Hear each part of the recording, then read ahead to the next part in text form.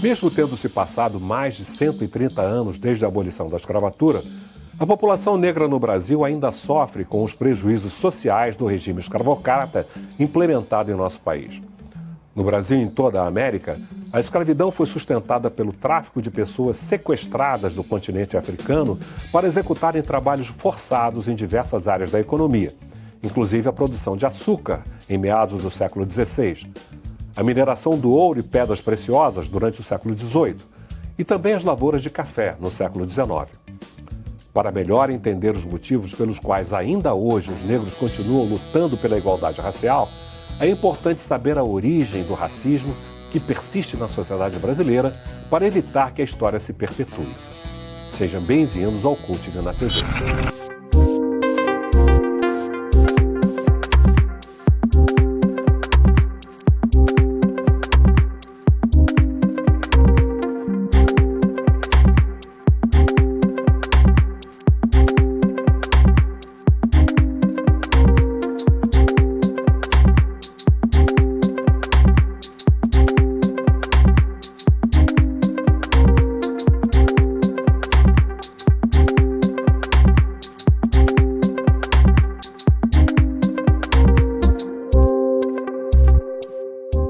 Realmente para nós é muito importante poder promover os ideais das Nações Unidas. Entre os tantos ideais das Nações Unidas, a paz, a luta para o meio ambiente sustentável, tem também a luta contra o racismo. Para nós é fundamental para um mundo pacífico, um mundo justo, um mundo próspero, que seja eliminada qualquer forma de racismo. Por isso que tratar um tema como a escravidão e tratar o racismo nesse contexto, lembrando o que aconteceu há 200 anos e mais, é fundamental.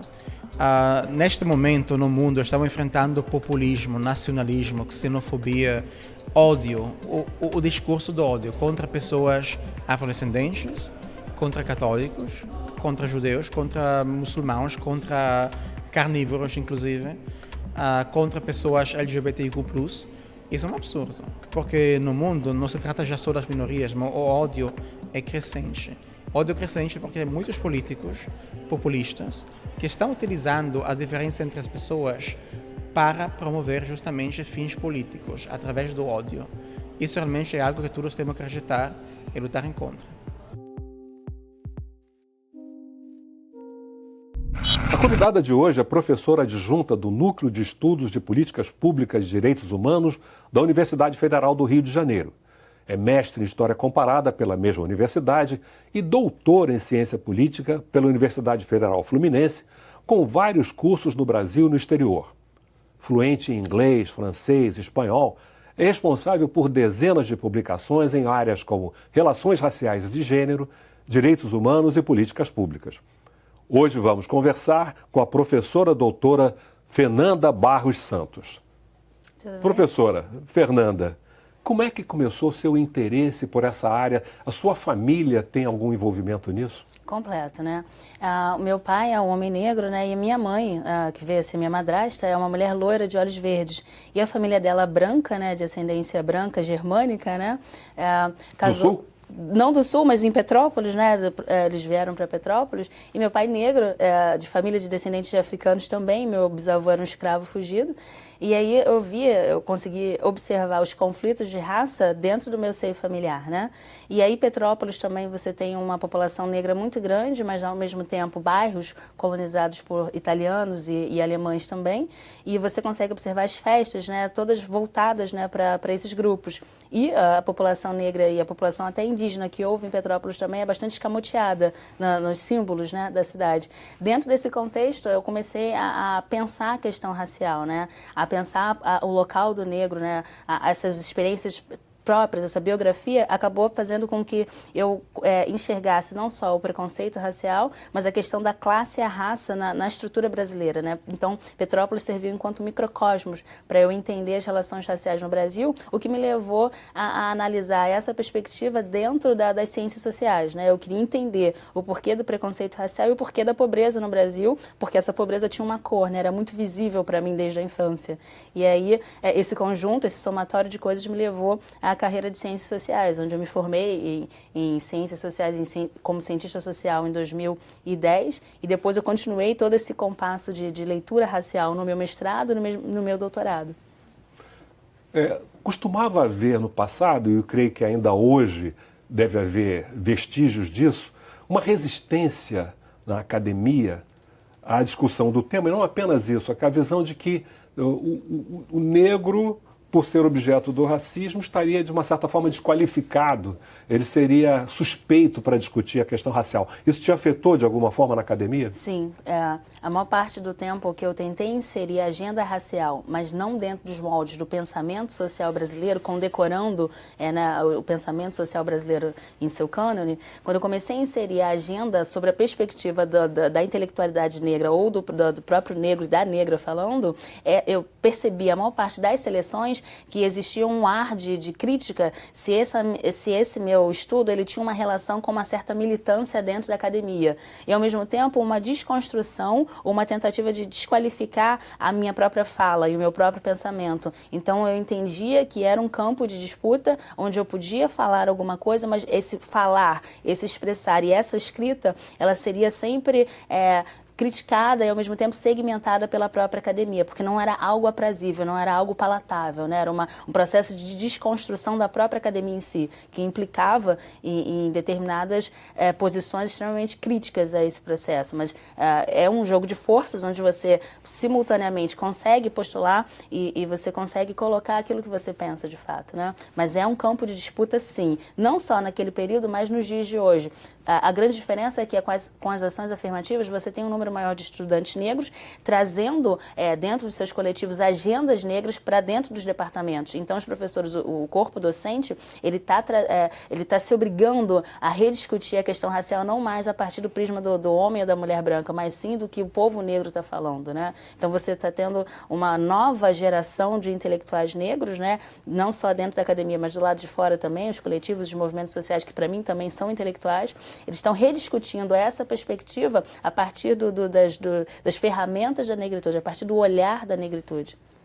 E esse olhar da negritude, de uma certa forma, também questiona o outro polo do espectro, que é a branquitude. Sim, questiona até a própria expressão não branco, né? Você tem alguns autores que vão falar sobre a perspectiva de diferenciação entre branco e não branco, sobretudo nos dados estatísticos. Carlos Rasenbalg, né? E aí, nós, enquanto novos acadêmicos, né, ou a nova intelectualidade negra, se assim se pode dizer, né, com todas as reticências, essas próprias expressões, elas estão sendo rediscutidas, sabe? E sendo faladas a partir do nosso contexto, do nosso prisma de observação, e não mais essa categorização onde nós somos objetos. Então, se torna uma outra forma de entender as relações no Brasil, mas onde o negro, ele é protagonista e não mais objeto, sobretudo enquanto sujeito, né, na construção dos processos sociais.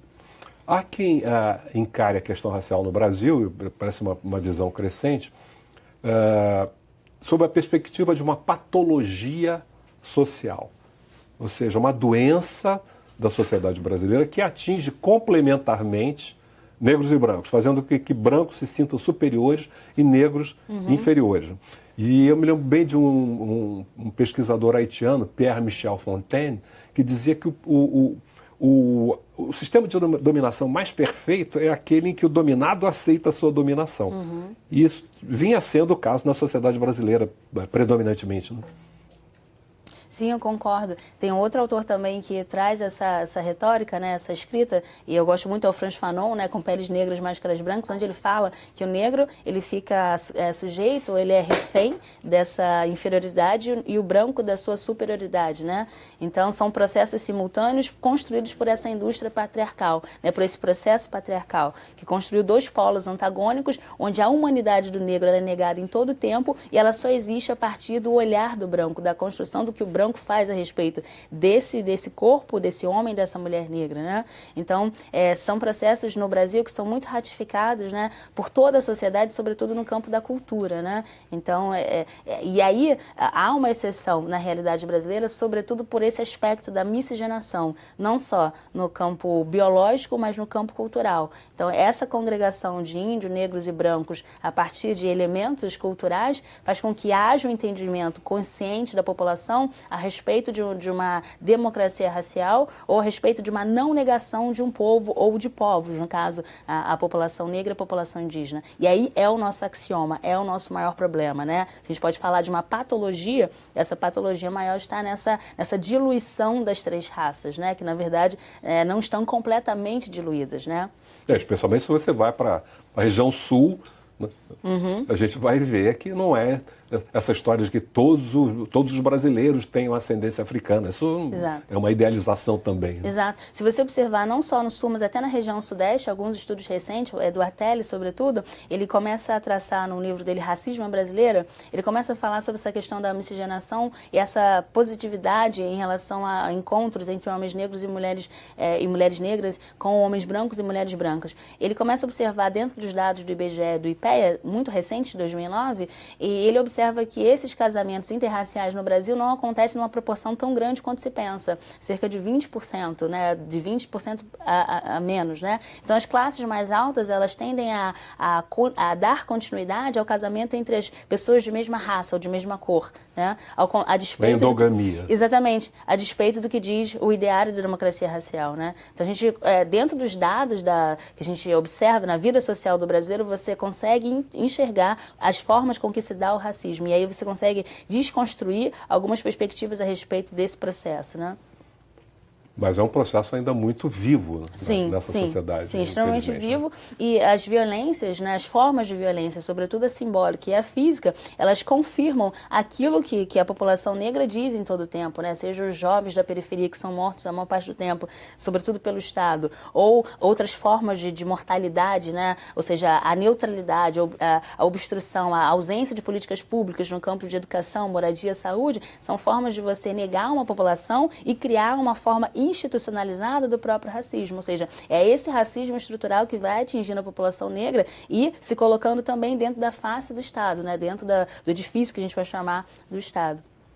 Ou seja, a polícia, Exato. O judiciário. Exatamente. Existem estudos que mostram, por exemplo, que negros e brancos que cometem o mesmo tipo de crime, o negro tende a ser mais condenado do que o branco, e quando ambos são condenados, o negro pega penas maiores, na média, do que o branco. Né? E até remete a um pensamento do Nina Rodrigues, que ele é um dos grandes críticos, né, à questão da miscigenação e da população negra no Brasil, né? Ele está vendo um contingente muito grande de negros na Bahia. E ele tem o Brasil não tinha futuro. E não tinha futuro, né? Ele vive um pessimismo constante e ele começa até a tecer linhas, né, sobretudo imbuído das escolas de Lombroso, né, sobre a criminologia, né? E ele tende a enxergar que é necessário uma atenuação da pena em relação à população negra ou indígena, né? Então, esse mesmo pensamento, quando você começa a observar as instituições e como elas funcionam, sobretudo as instituições militares, as Forças Armadas, as Forças Auxiliares, você observa que essas leituras, ainda que elas não tenham sido feitas por esses sujeitos na atualidade,